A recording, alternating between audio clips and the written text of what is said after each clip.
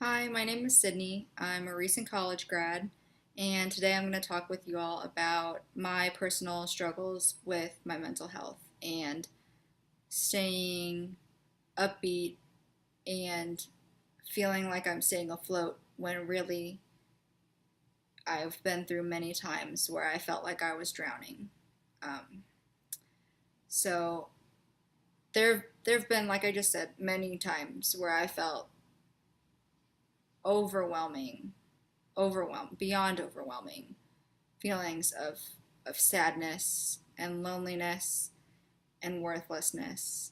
Um, but the worst I can remember is, well, there was one time in middle school where I felt this way, which was terrible, honestly. I mean, it just was because I was 12 maybe, so I didn't really know how to get past it myself. I just kind of did.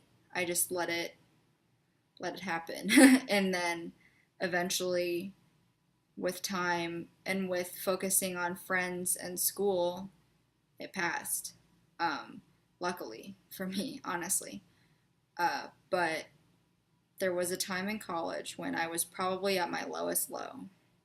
I had just broken up with my first real long term boyfriend. We had dated for a year, and we talked very frankly and often about our future together. We talked about getting married and having children, and then after a year, it all went away, and that was really difficult for me. That was a new experience that I already had the tendency to go into this deep, dark place in myself that such a devastating new experience just sent me way down in the hole. It was it was different, and I didn't know what to do. I spent months trying to comprehend and process what had happened and what I needed to do to move on. Um, so it was a difficult time. I actually sought professional help at that point. I went to the counselors that our school provided for probably 2 months, if not a little longer. Maybe it was a whole semester, where I saw someone almost weekly about what was happening, how I was doing, what I was feeling. And that was very helpful in the short term. It definitely was not a long term thing for me to be able to do that and have that still be helpful. But in the short term, it's extremely helpful. So I would encourage anyone who is struggling to really seek help, not necessarily professional help either. I sought help from my friends. I went on walks with one of my best friends and we chatted about this. She was probably sick of hearing me talk about it because that's all I could think about. It's all I could talk about. I was overwhelmed with all of these thoughts and feelings, but she was an awesome support system for me. So reaching out really, really helps. But also, I tweaked other things about myself, my life, my daily habits. I took up meditating for a little bit. That really helped. It helps me learn how to clear my mind when I was ruminating over what had happened in the past.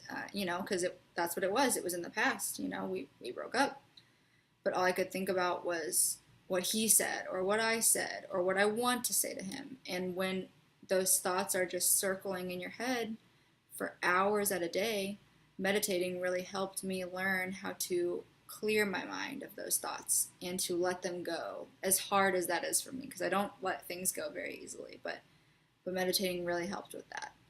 Um, Journaling kind of helped with that. It helped me get down on paper what I would want to say or my response to what he said.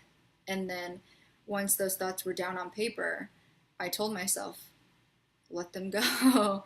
You wrote them down and now you can ball it up and throw it in the trash because it's over.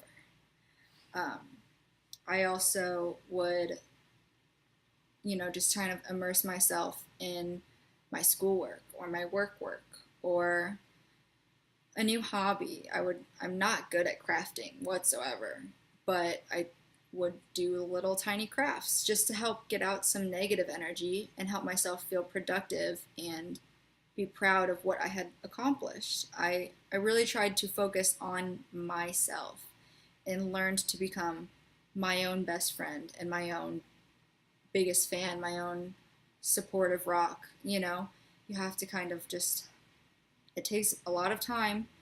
And I know it's easier said than done, but I think that is probably the biggest thing that has helped me get through not only that specific tough time, but whenever I feel overwhelmingly sad or shameful or lonely. Of course, I allow myself to feel these feelings, but I have to learn to pick myself up and let them go as well. And those tools have really helped me. Seeking out the support that is around me and seeking out my own self-support that is within me. What I can tell myself or what I can change myself. I learned to worry about only what I can control, and that is probably one of the biggest and best pieces of advice I've ever gotten is only worry about what you can control. And I can control my feelings. I am in control of my feelings. If all of a sudden I start feeling very sad, I can either allow myself to feel sad, or I can say, no, I'm not doing this today. Not today.